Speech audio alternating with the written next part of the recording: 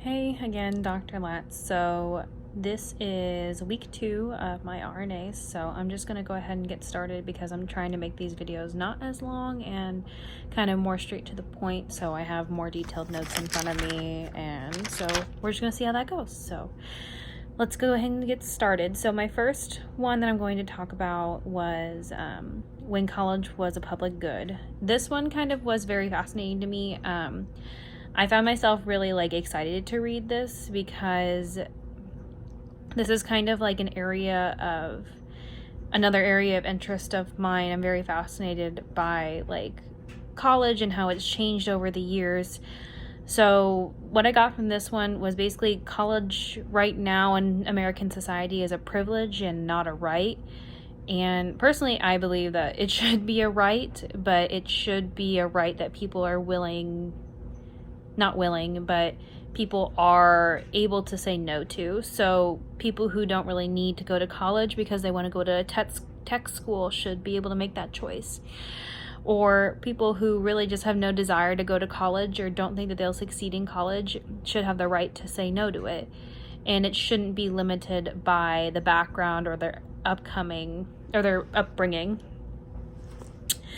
And just a question that really stuck out in my mind was, is college ready to adjust the amount of incoming students? So colleges are becoming more accessible, I feel, in today's society. And that's just due to a lot of advertising and other stuff, access to loans and financial aid and stuff like that. I think recently to my hometown where the University of Illinois is currently giving free full rides to people under a certain income wage. And so just something I've been thinking of ever since hearing that is is the college ready to adjust to the surplus of people going into the college? And are they ready to support those students coming in? I'm not sure. I don't really have the answer to that question. It's just more or less a question that was on my mind while reading this. So going to academically adrift, the big main theme that I thought about with this one is college worth it? I personally think college was worth it for me, but it wouldn't be worth it for someone. It wouldn't be worth it for someone who wasn't ready, or it wouldn't be worth it for someone who really just needs to go to a 2-year community college, or even just a 2-year tech school, 1 or 2 year tech school. It's not worth it is when people are kind of forced to go into college or are just not learning. I personally, for me, I learned a lot in college. I learned a lot about myself, and I learned a lot about what I want to do with my life. But for someone say my brother, he's just interested in building cars and fixing cars. He has no desire to go to a 4-year institution, and if he did go to a 4-year institution, it's of my belief that he would not do well. So I think that is when college fails students, is when it seems to be an expectation to go to college, but it doesn't help them in the end. And I think this ties back into the public good article also, is where are we failing students and where are we not supporting them to where they will succeed, and when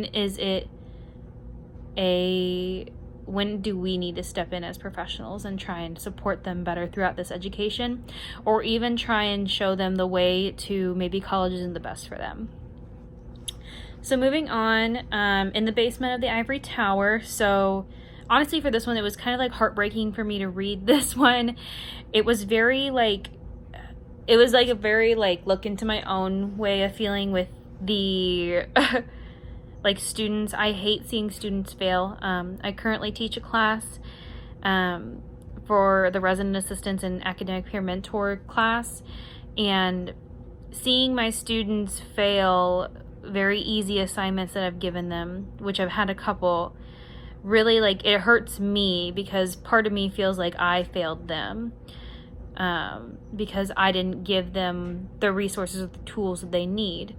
But reading this, I've kind of come to see that, like, sometimes it isn't really my fault. It's just that the class isn't meant for them.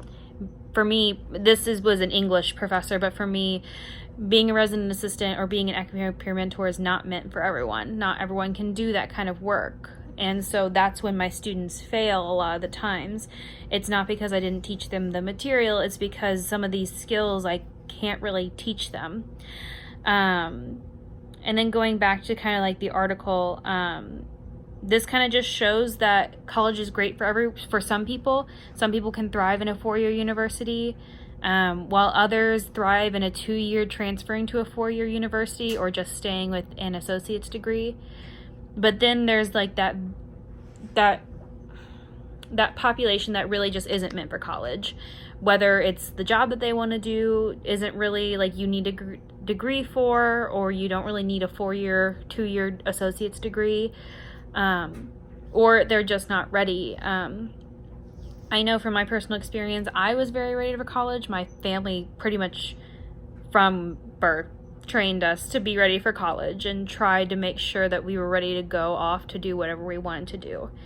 But some students don't get that. So I think that's kind of where that whole thing comes in, is when is college right for someone? And sometimes college is never right for someone. There are some college students who start late, don't start until their mid-20s, and that's wonderful for them.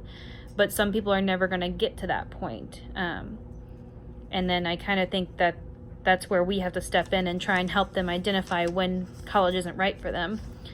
And then kind of a question that I had at the end is, if an entry level is too hard for someone or too hard for a student, how can the student get out of a rut? And kind of like what I mean by that is basically like, if an entry level course is too hard for someone, then how do we help them find the thing that is right for them? So what I think about with this is like my nursing students. They are in entry-level chemistry and entry-level biology, and I see so many of them fail. And that just ruins their entire thinking of what they want to do. So how do we help them as professionals try and move out of that rut that they're in now? Because now they have to retake this course that they may never be ready for. So, moving on to live and learn. My first thing in my notes, I have a quote is, "You are reading because you are in college."